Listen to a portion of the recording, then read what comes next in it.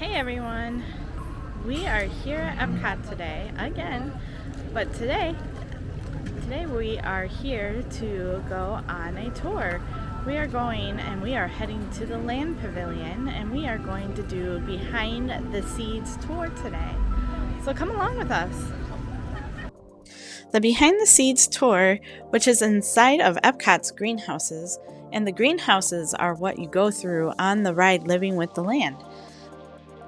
This is a private tour where you go behind the scenes of the greenhouses with a wonderful cast member who will give you all their knowledge on agriculture and how they grow their plants.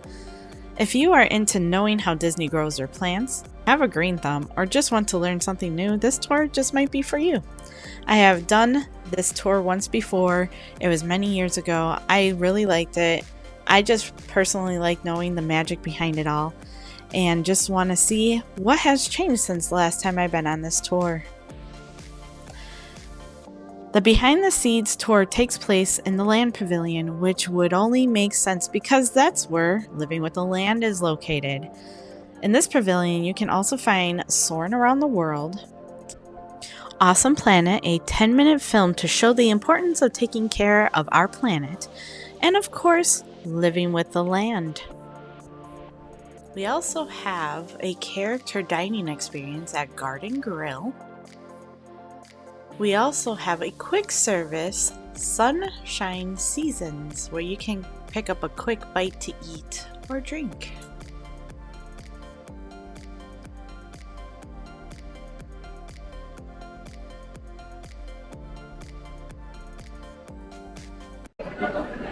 Hey everybody, we just checked in, we got our lanyard, filled out our waiver.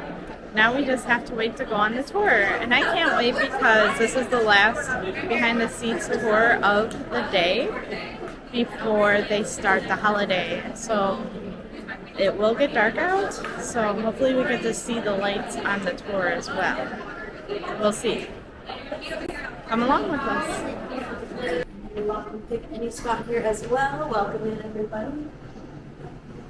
Move around a bit, so no worries where you're standing. All right, perfect. Try to see if you notice any background music. The land music. Background music, and it's coming from Living with the Land, and they're right behind the boat ride. No one knows. That's why it's our secret lab. But this is also called the Integrated Pest Management Lab. Has anyone heard of that term before? Yeah. Yes, the pest management part. I got that part, yeah. The full term, that's just very fancy for the different levels that are used to protect our plants against pests. They can cause a lot of damage very quickly if that's left unchecked. There are some different levels that we use every day, such as cultural pest management. That is where we use tools or change the environment in some way to prevent pests, such as pruning or shaking the plants in certain ways to go over trellises too. But in just a moment, we are going to see a biological level of pest management that involves bugs, a good bug, and a pest bug. But first, if we think of an example, does anybody know a bug that eats aphids? Yes. Ladybug? Ladybug, yes, exactly. You're very close to our red circle with the very dramatic ladybug. But yes, they can eat aphids at any phase of their life. So we actually have some on our eggplants today. You might see some of our ladybugs. There is another example behind me with a different type of pest bug that we've been seeing in the greenhouses called a leaf miner fly. Really small, and so are the good bugs. The good bugs are a very small type of wasp called a parasitoid wasp. But feel free to come up to take a look. I'm going to turn on a video that goes through their relationships, and they're just as the ones with the flint, so you'll see our bugs there. Let me know if you see the wasps. They're really tiny. So in the bug room, they are explaining that in the greenhouse there are good bugs and bad bugs. The bad bugs are the leaf miner fly who eat and hurt the leaves.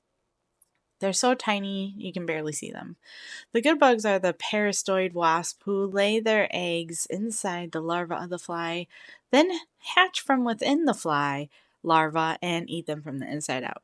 Don't worry, this is actually a good thing for the greenhouse. It may not sound right, but it's good for the greenhouse itself. But these wasps are so tiny as well, they don't hurt anybody or sting anybody. That's what those little squiggly lines are at the They bottom do rows. put these wasps and ladybugs throughout the greenhouses to help protect the plants. So we don't Here's want a that to video. happen. The larvae use a very specialized mouthpiece to chip away, which is why they're called the leaf miner flies. So we'll see that very zoomed in as well. It happens very quickly too. So one leaf over about 7 to 8 days, it gets entirely eaten if you don't have that pest management process. So we're going to see a time lapse. Let me know when you see the tunnels being formed. And then they start to grow as they eat, and eventually, that's very sad leaf. That would be a terrible living with the land experience. It looks like that. So we do introduce the good bugs to prevent this. This is the parasitoid wasp looking for the leaf miner fly larva on the leaf using vibrations. And once it finds where the larva is in that spot, it actually uses its stinger to inject a wasp egg through the leaf and then inside the fly larva. They use it as a host for their egg to grow. So eventually, after 10 to 12 days, that wasp egg hatches. What do you think it eats? The larva. That's when it eats the fly larva. So we're going to see that come out of the leaf. That's our fly larva with a little black dot inside, the growing wasp egg. So eventually, like I said, after 10 to 12 days, you're going to get an adult wasp coming out of the casing that's eating the fly. Yay, nature! That's the end result. All right. So we like having those beneficial wasps. So she had us pass around these cups of these wasps that were hatched just a few days ago before our tour. So they put them in these little cups and then they release them into the greenhouse when they are ready. One on the boats, you're welcome to Princess Lady. Whatever you feel like. Make some magic during our experience. But are there any questions about pest management while we're still here? Awesome. Can everybody hear me on those earpieces? Alrighty. We're going to get going out of this room to the same door we used to come in. And I'll lead us out. The door can get a little bit stuck open, so the last person we mind shutting it on the way out is the one in the middle. Okay. See that outside, right next to us in the big green. So right here we are walking behind the scenes. This is behind the greenhouses of the land. Now she's telling us that the land used to be called Listen to the Land in 1982. That's very interesting. I never knew that. It's good trivia. This next area we are entering is the biotechnology lab for crop improvement. In this lab, they are working on stem cell research. They learn to grow plants from a little part from a root of a plant to grow into a full-size plant. This lab also makes Mickey's Mini Gardens, which is something you can purchase, and this comes from the stem cell research where you can grow your own plant from just a part of a tiny root. A cast member told us that a guest bought one, came back and said their plant grew over 5 feet tall. That is amazing, and that is large. Same ones, we make them right here in the lab every day. But what they are tissue culture cuttings of plants from the greenhouses, so a mother plant, and then we place them in here to grow for a bit by themselves before they're ready to be taken out and transplanted. We do have many examples, but they all depend on the species for how long the stages are. Like dragon fruit, vanilla, they can stay there for 3 to 4 weeks before they're ready to come out, whereas basil, they can stay there for trees, so whichever side we're on.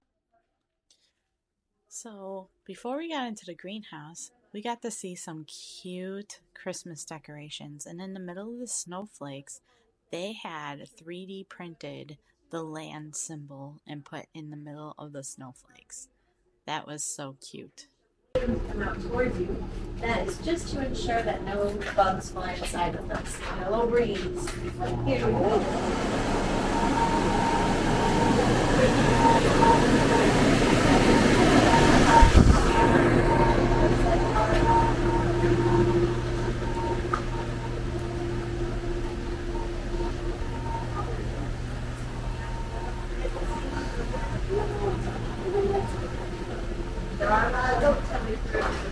Yeah. Wonderful. We'll be here for a few minutes, so you are more than welcome to explore around this concrete space. Move around. Just make sure you don't do any taste tests, everyone. But take some close looks at the plants. And as you're looking around, we are going to explore about 150 species of edible plants today. But what are some things that every single plant needs in order to survive? Water. Water. Right. Yes, that's a good one. Oxygen. Yes, oxygen. They need that airflow. What's pretty neat is this greenhouse has a boat ride in it. Not many other greenhouses around the world can say that. But when you go on the boat ride and you are breathing, you're helping the plants out. So you're making some magic for us. But we have water, light, air. Anything else? Warmth. Yeah, good temperatures for a lot of these plants. What about something that starts with an N? Nutrients, yes, just like when we want to grow big and strong nutrients. With a lot of these plants, though, they are getting their natural light above us. They don't have any soil because they get their nutrients from a special solution that we prepare here. And there's a nice example with our moving one, with our Brussels sprouts. This is called an aeroponic garden. And inside the walls is actually misters spraying out water and nutrient solutions onto the roots. So if you want, you can peek in between the walls to see that. And as you'll see, the roots, they're not being held on to anything like soil. Really, they're just supported by those metal rods.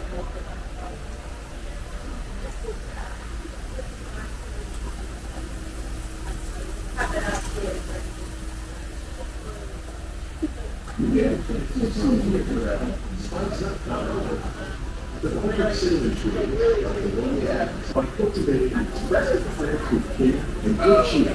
EPCOT scientists are able to celebrate the holidays with the winners and beginners.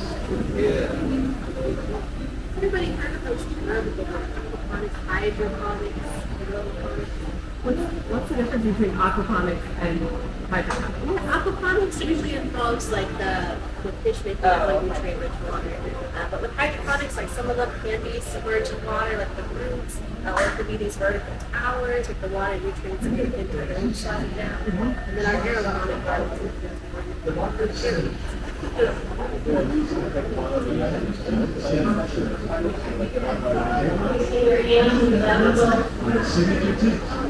Other spices like ginger and vanilla add flavor to a variety of holiday cookies, cakes, and other things. By cultivating these specific plants with care and good cheer, EPCOT scientists are able to celebrate the holidays with the light community. It's pretty fun. We get pretty spoiled with our food. There are certain points where you can't no longer do that kind of watering, I guess, if they get too big or something.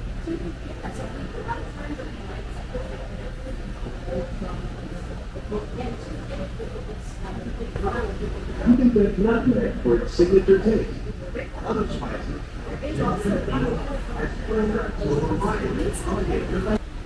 Started already, but some of these open leaves, if you want to touch them, you might see something happen. So what you do is just look for an open leaf, pinch it, and let go to see what happens. Whoever wants to try. Right. Yeah, you got it. And sometimes the lighter green ones go a little faster too, but there's lots of room next to me. If you want to try on this side, you're welcome to come around. That's weird. Wow. That's so wild.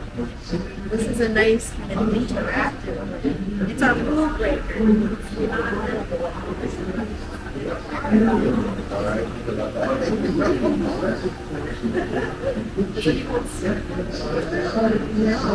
I've seen this little puffball.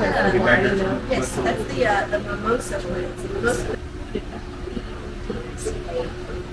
Stanley when he gets close to us.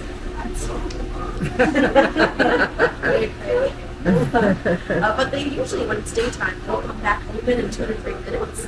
But since it's getting darker out, they'll probably start to close up even as we're walking around. It's pretty neat to see that. A wonderful explanation of hydroponics. So this is a unique plant. They named him Stanley. And when you touch and pinch the end of the leaves, he basically hides the leaves like a defense mechanism. And if you shake the whole pot, all the leaves will be gone. And I guess at nighttime, all the leaves will be gone as well. So we will see on the way out. Nice and sustainable with what we grow. And as we're coming to our kitchen area, there are a few things to look at here.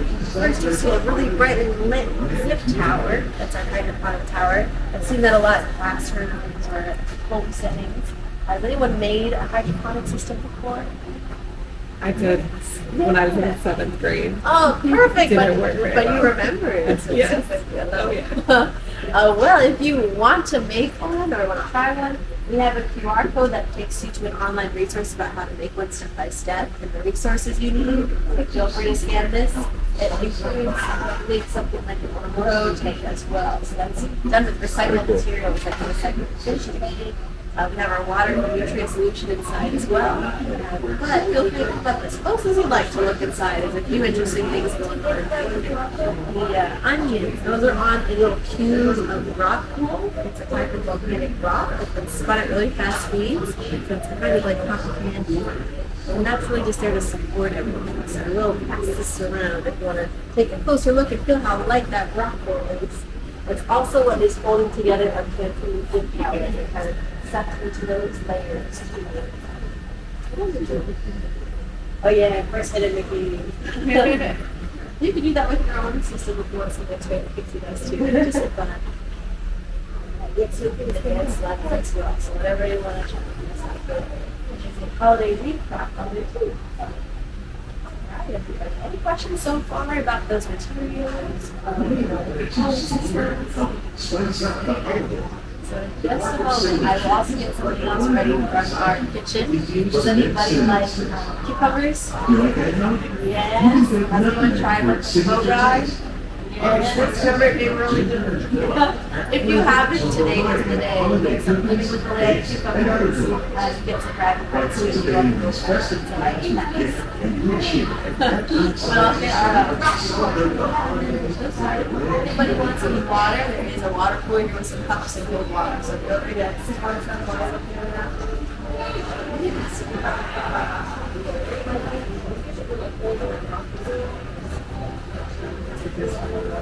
Volcanic rocks are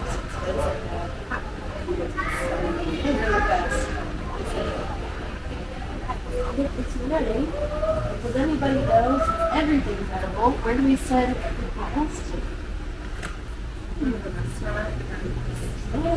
over here at EPCOT and Animal Kingdom. They all get restaurant quality food. And did you know that they get birthday parties? That's the best. If you haven't seen it, there's a show called The Magic of Disney's Animal Kingdom.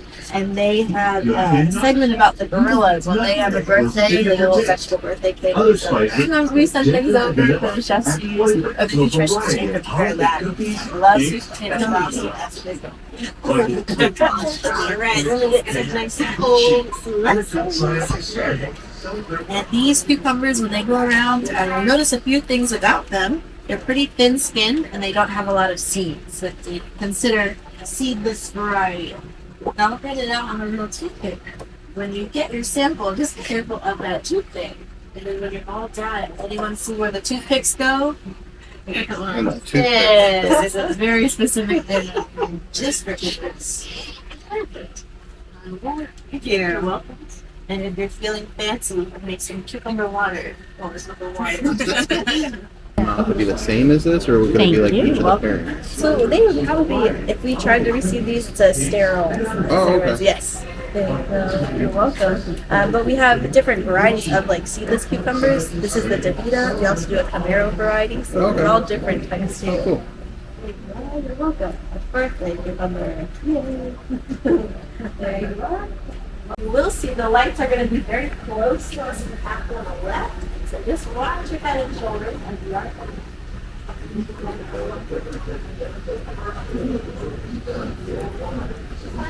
small. You look at our tomato plants on the right. A few of them are starting to come in.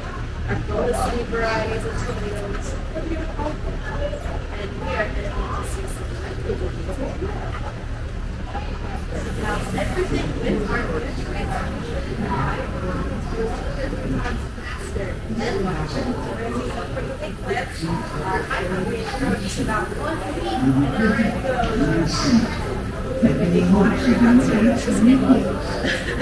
It was microwaved on a microfiber mat, and then the nutrients are packed in. The water gets soaked into it, and there are holes at the bottom of the trays.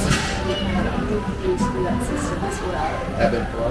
Yes, we have that pop sound. That's the pressurized nutrient solution right now, going to all the other Spice up the holiday. just a bit. When they start heading down.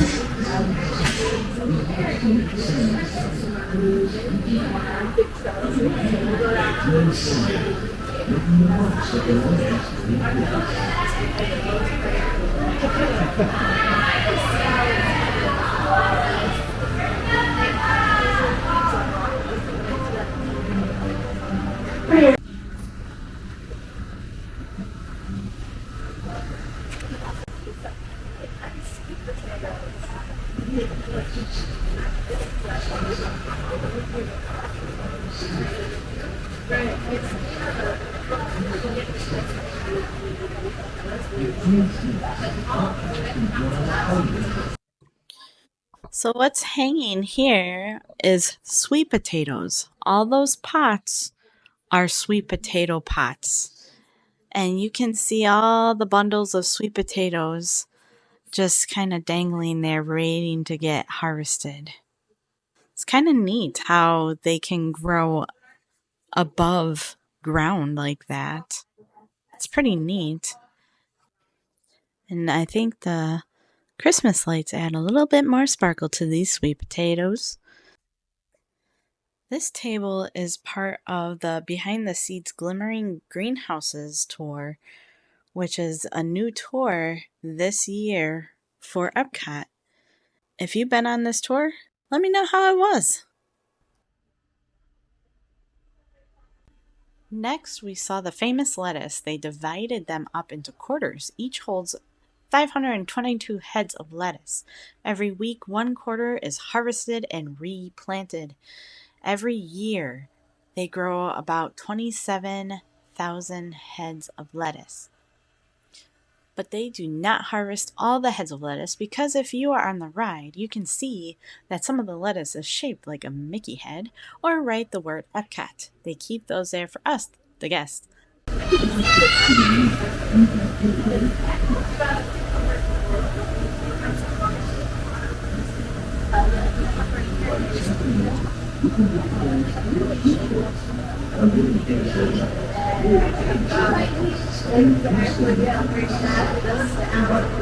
And this is the same tool that we're using, but there is a feature at the bottom.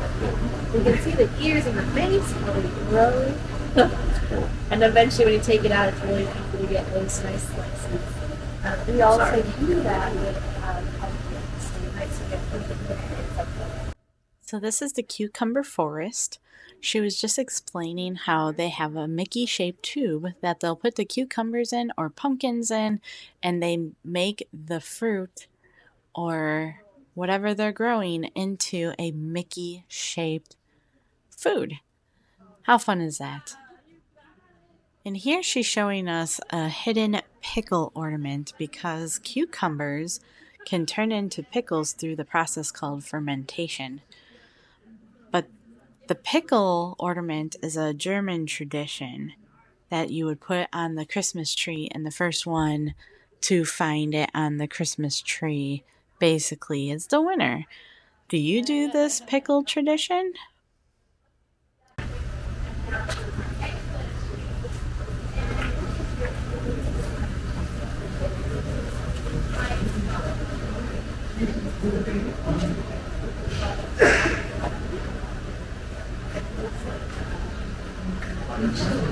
Now we have the eggplant trees, and here they released ladybugs that day onto the eggplants so that they can help protect the eggplants. And we found a few of them just hanging out.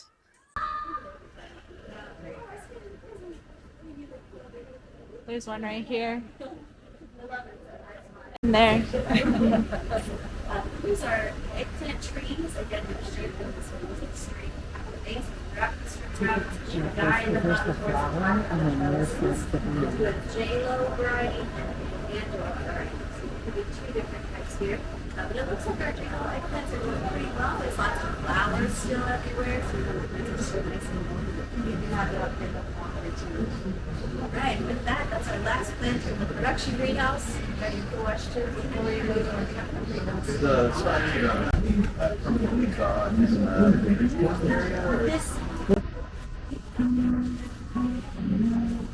different types of pests. Because even some of the eggplants we think is like orange packets, like candy packets. Those have beneficial mites that you can not even like raw mites. So they have plants as well. All right, everybody. We are going to head into our next room, but take your time. We'll see some benches on the left too.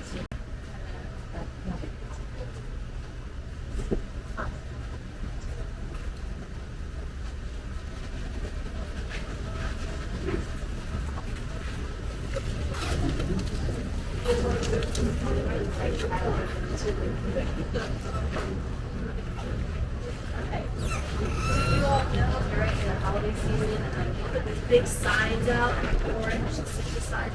That's because that's a little poster before you go into the living greenhouses that just have visuals of what each greenhouse is. It changes during the holidays. Baking, spices, feast, and like citrus too. So it changes throughout the year. Little differences. But what is different about this greenhouse? You see around us. Sand, yes, there's sand everywhere. This is one of two greenhouses where we're using sand in a big way.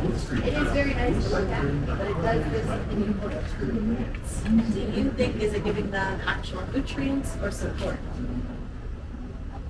Support, yes. Yeah, there's lots of big vine plants here. There are lots of really big trees, so their roots have to be really nice and supported. We also are using it to cover up our drip irrigation. I have a small piece of pipe that sends out pressurized water and nutrients to the roots. Very precise. You could save a lot of water that way too. And the sand does not stop right here where the curve is. It gets a lot deeper. This is buried about like usually 1 to 2 feet under the sand, but the sand itself can be up to like 4.5, 5 feet. So very deep layers here.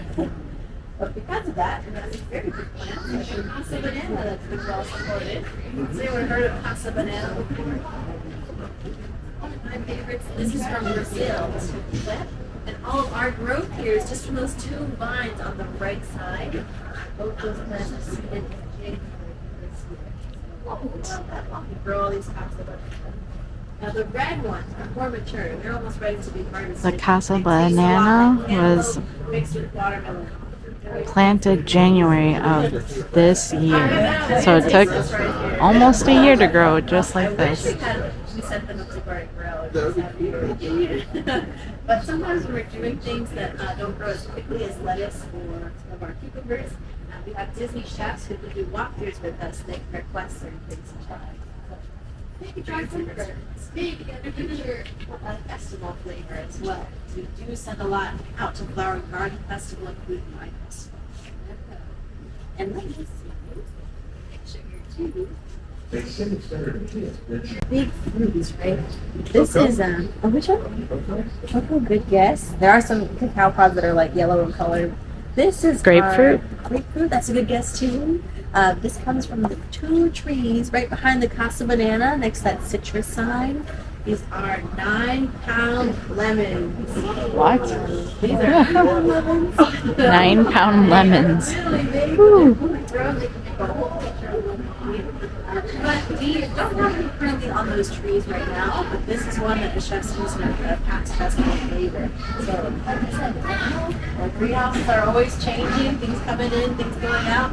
We just have lots of things. I love these. Very sweet too. Perfect. Let's see if we have,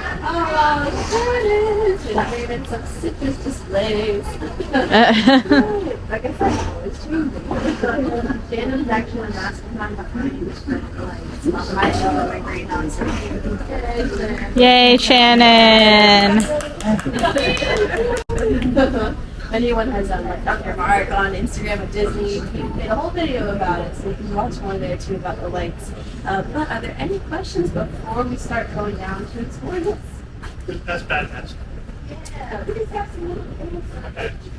They are like they don't do much with except for this sand. But we do have, if you see little footprints anywhere in the sand, the lizards. They come in under biological pest management. All right, we're gonna start heading down this way. Yeah, I see some.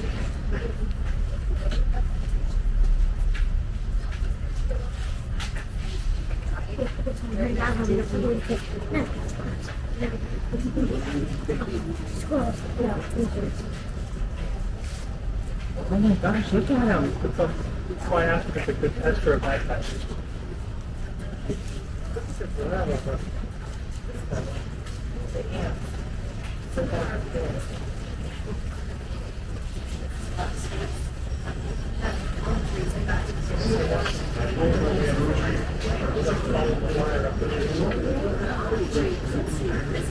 really hard to find things like a red cherry.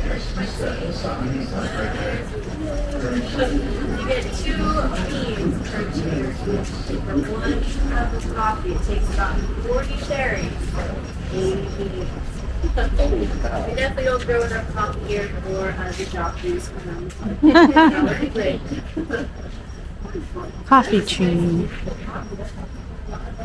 You need 80 beans for 1 cup of coffee.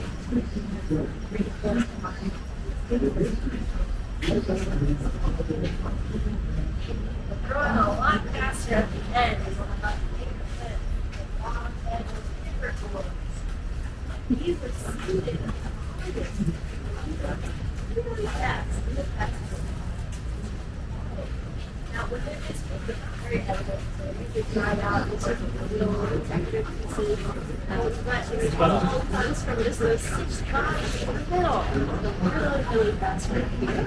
Because there's so many big leaves on the top, we of course have to watch out for pest damage. We did notice recently minor fly cracks.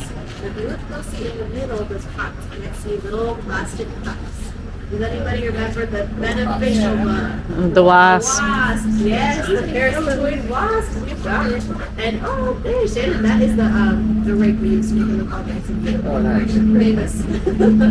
Wonderful. So we all pass the pop quiz, or I can't pop quiz. Now we're gonna head down a little. We're gonna get the green ornament.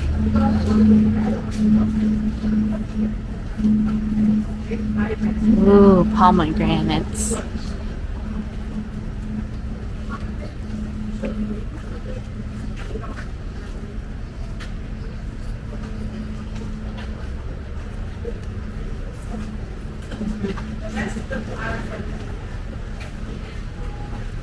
Did you get that flower? Because that's how they start.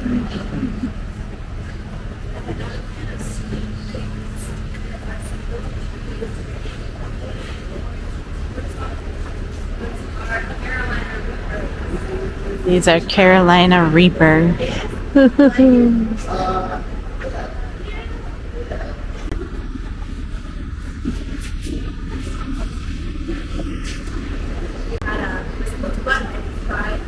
Really hot sauce here at EPCOT.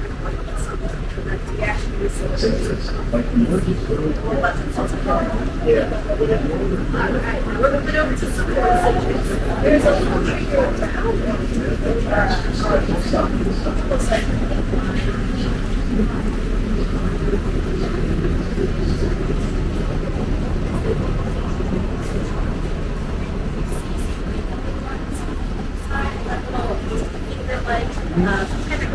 that's why they're called it here.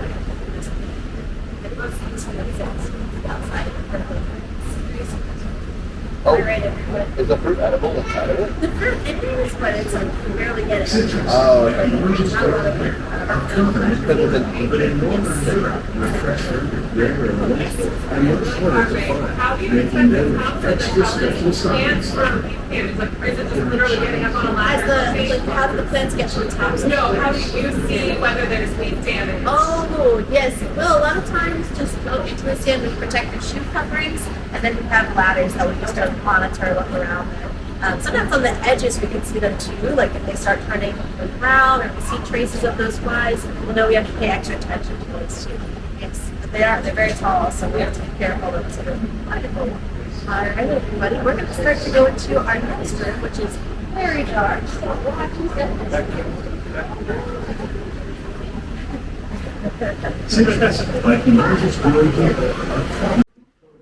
We then went into the aquaculture center where the shrimp, bass, and tilapia are housed. On my first tour years ago, we were able to feed the fish, but we did not do that on this tour. I am not sure if they took that away or if the tour was a little behind schedule and we weren't able to stop and feed the fish. I'm not quite sure, but we still got to see it, and that's okay. Where the shrimp are, there's always hidden Mickeys and Minnies, so make sure you check that out as well.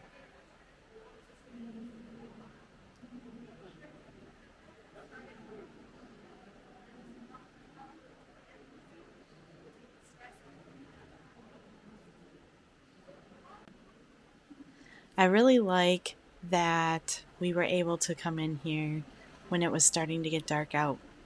But this room's always dark, but the Christmas lights in this area are just beautiful. I love how it just lights up everything, and I love the hidden Mickey that is made out of a hose that is just lit up in color.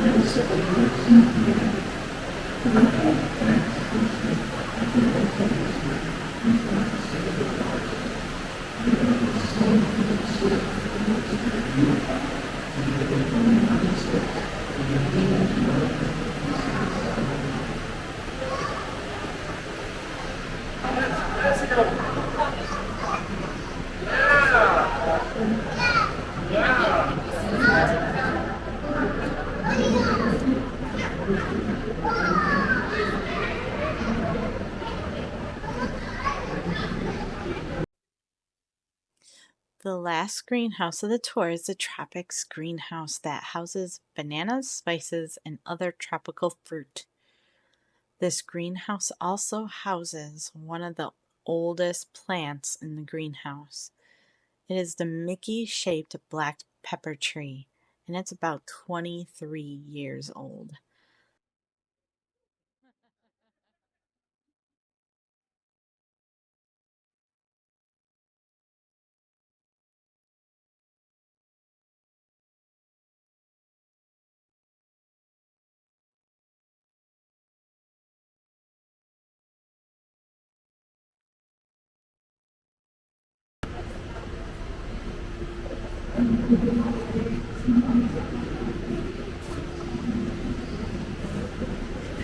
This is macadamia.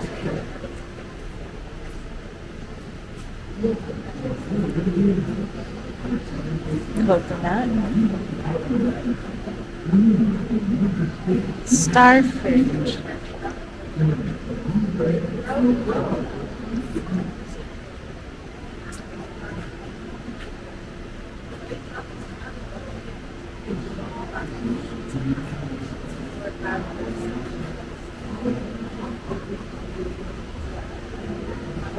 So you have tasted something, now it's time to we're going to do a spice challenge. So you look like which ones are new. And what we'll do is I'll pass around some jars. Some of them are savory, some are sweet. Now it smells like dried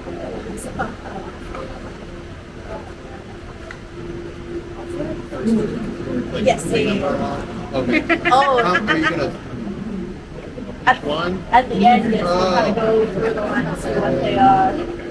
That's a little trickier, though. I know what that one is.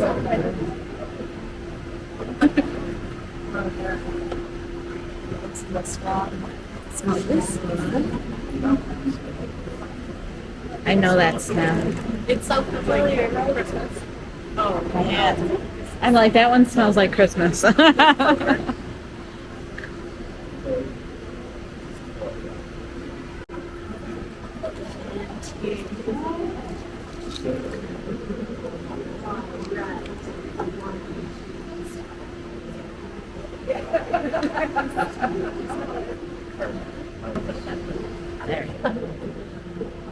It smells like cat food. That's a good comparison. It looks like before it's wrapped up. It's like a fruit. It's a fruit. Oh, okay. And then the last it's familiar, right?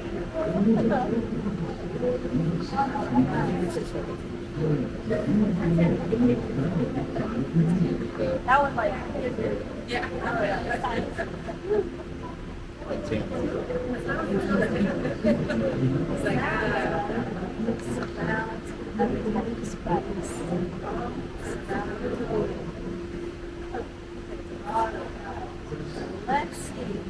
Which one was the most expensive?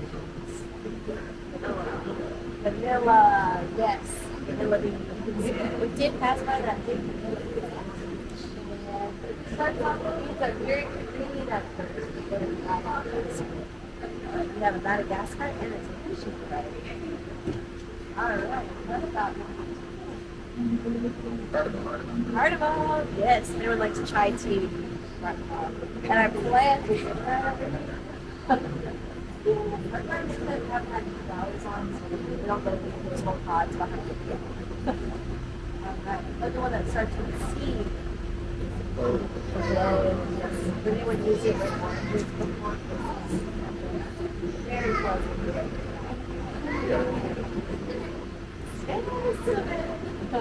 We have cinnamon trees in our greenhouse. We don't harvest any of it, but this is from that inner farm.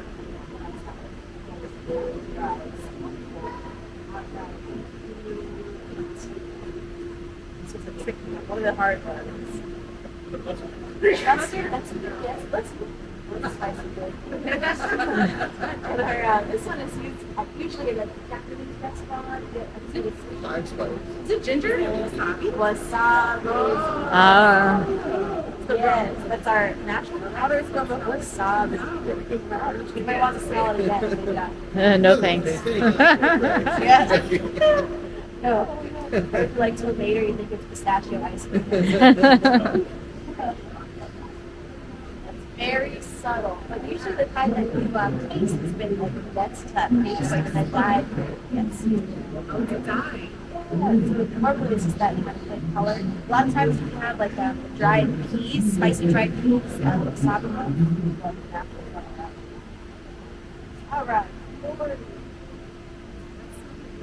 It is outside of nutmeg.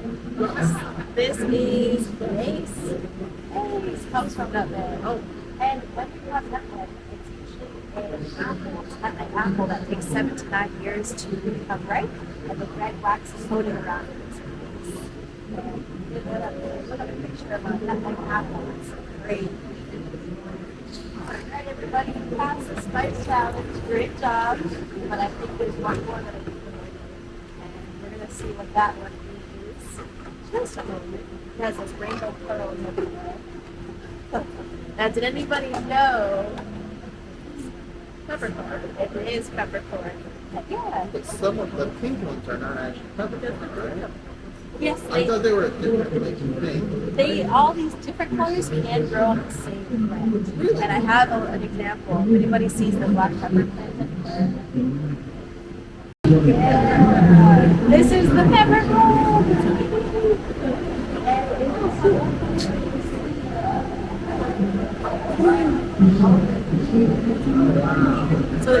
clusters of the bed bugs all together, you get green one spot with a green instruments, so all different colorations of them.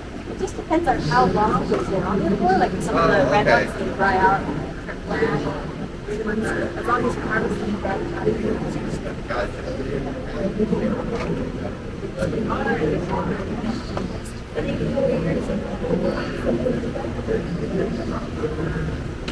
is the best spot for a picture. Everybody wants a photo with everybody wants a picture. Festive version. You like the photo? Good. You can pose whatever.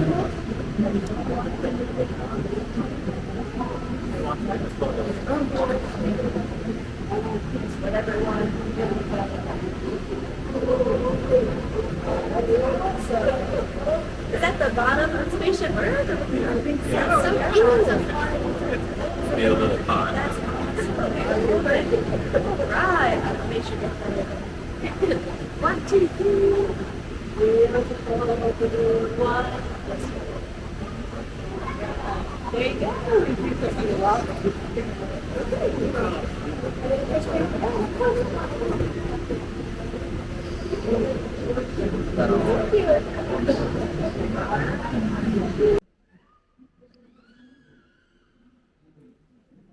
So that completes our behind the scenes tour at EPCOT. We get to walk through the greenhouses again to get back to the beginning. I really enjoyed walking back because the sun is setting and it's even darker now in the greenhouses, and we get to enjoy seeing all the Christmas lights glow in these greenhouses. They did a really good job decorating these greenhouses for the holidays. I'm sad that I couldn't have gone on the holiday behind the scenes tour, but that's okay, maybe next year. Here's a little trick.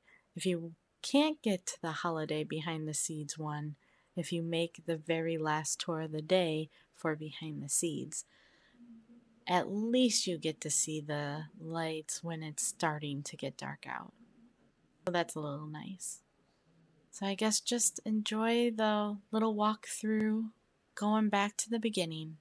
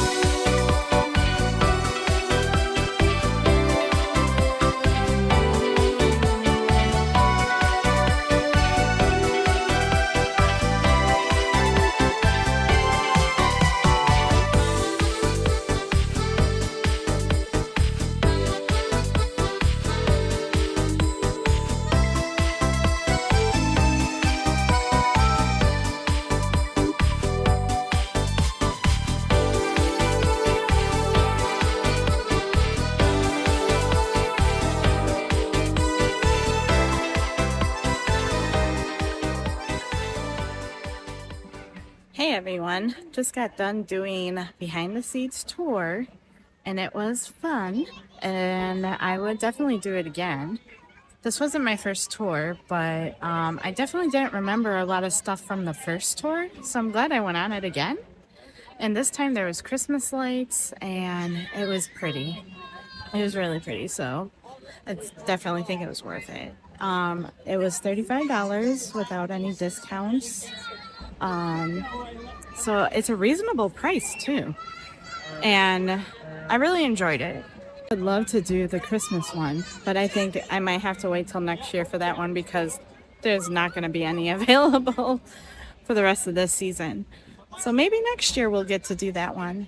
But let me know, would you guys do the behind the scenes tour? Thanks for watching, and as always, thanks for sharing the magic. Bye guys.